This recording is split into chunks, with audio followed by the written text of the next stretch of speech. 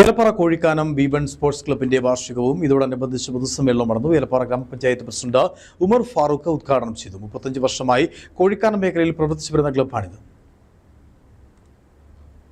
35 വർഷമായി ഏലപ്പാറ കോഴിക്കാനം മേഖലയിൽ പ്രവർത്തിച്ചു വരുന്ന ക്ലബിന് നിരവധി കായിക പ്രതിഭകളെ സൃഷ്ടിക്കാൻ കഴിഞ്ഞിട്ടുണ്ട്.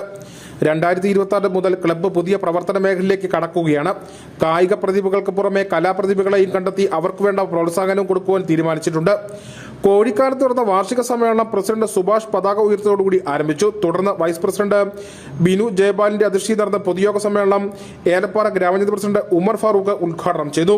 നാടിന്റെ എല്ലാ കാര്യങ്ങൾക്കും ഒത്തൊരുമയോടുകൂടി നാടിന്റെ ഭൗതിക സാഹചര്യങ്ങൾ ഉയർത്തുവാനും ഇവിടുത്തെ പഠനപരമായ കാര്യങ്ങളും കായികപരമായ കാര്യങ്ങളും കലാപരമായ കാര്യങ്ങളിലും എന്നും കോഴിക്കാനം 1ാം ഡിവിഷൻ മുൻപന്തിയിൽ തന്നെയാണ് എന്നതിൽ യാതൊരുവിധ സംശയവുമില്ല.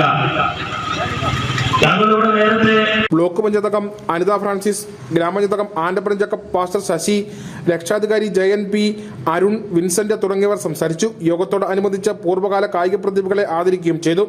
യോഗത്തിന് secretary Satheesh Yesu, joint secretary Manu എന്നിവർ നേതൃത്വം വഹിച്ചു.